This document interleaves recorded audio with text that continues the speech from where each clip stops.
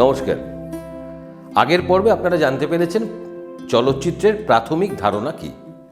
এই পর্যায়ে আপনারা যেটা জানতে পারবেন সেটা হলো আইডিয়া ডেভেলপমেন্ট বা ভাবনা সম্প্রসারণ। একটা আইডিয়া আমরা পছন্দ করি বা একটা ভাবনাকে আমরা পছন্দ করি, তারপর সেই ভাবনাটার আস্তে আস্তে সম্প্রসারিত হয় বা একটা আইডিয়া ডেভেলপ করতে থাকে। এটাকে একটা ভ্রূণ বলতে পারেন। ভ্রূণ যেমন ডেভেলপ করে একটু একটু করে বড় হয়, বড় হতে হতে একসময় একটা জীবে পরিণত হয়, মানুষ পরিণত হয় বা অন্য কোনো জীবে পরিণত হয়, ঠিক তেমনি এরকম একটা আইডিয়া বা ভাবনা সম্প্রসারিত হতে হতে ডেভেলপ করতে করতে একটা প্রজেক্টে পরিণত হয়, যে প্রজেক্টটা প্রডিউস করা যেতে পারে বা বাস্তবায়িত করা যেতে পারে। এমন কোনো ভাবনা বা আইডিয়া আমরা পছন্দ করব না যেটা আদৌ প্রডিউস করা যায় না বা বাস্তবায়িত করা যায় না। তার মানে এই পর্যায়টা হচ্ছে ডেভেলপমেন্টের পর্যায়, একটা আইডিয়ার বা একটা ভাবনার সম্প্রসারিত হওয়ার পর্যায়। আইডিয়া ডেভেলপমেন্ট বা ভাবনার সম্প্রসারণ এমনি এমনি হয় না।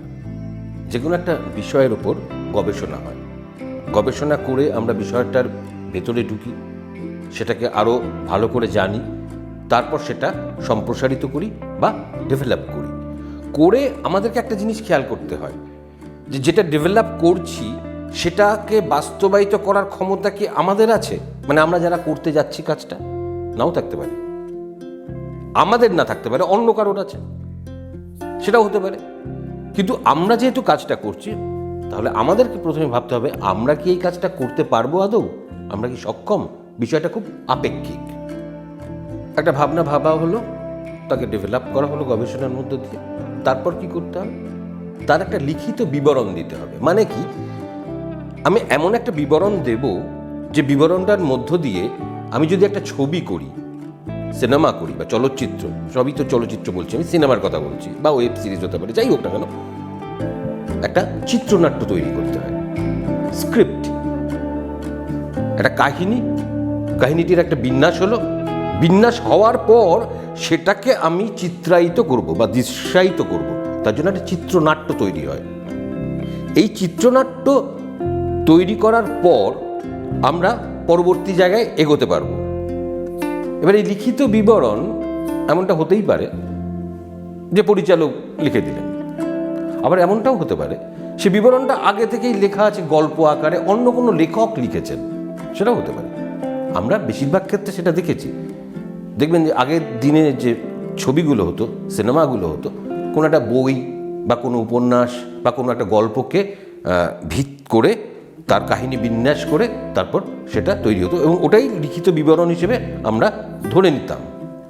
ধরা যাক একটা ডকুমেন্টারি, তথ্যচিত্র আমরা যেটা করি, ধরা যায় একটা ভাবনা, সেই ভাবনাটার উপর গবেষণা হয়েছে, গবেষণার পর সেই প্রজেক্টটা একটা ডেভেলপ করা হয়েছে।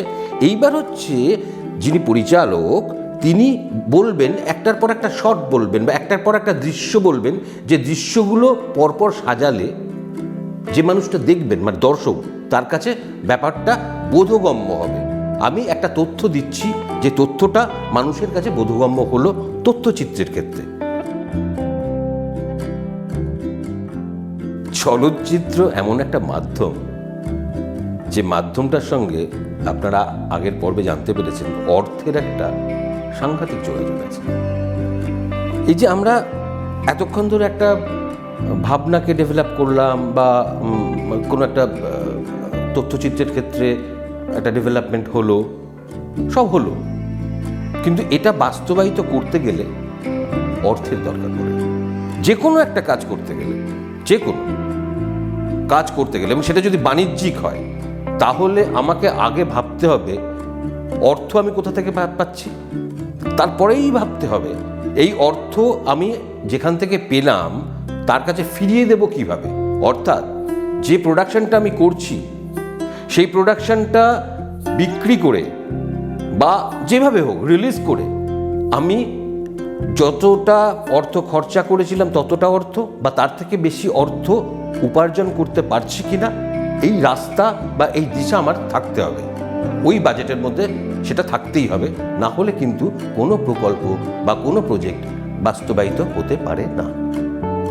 বাকি যে বিষয়গুলো, সেগুলো আমরা পরবর্তী পর্যায়ে জানতে পারবো। তার জন্য আমাদের কি করতে হবে, আমাদের সাবস্ক্রাইব করতে হবে আমাদের চ্যানেলটা, এবং লাইক করতে হবে, শেয়ার করতে হবে। করতে থাকুন, সঙ্গে থাকুন। নমস্কার।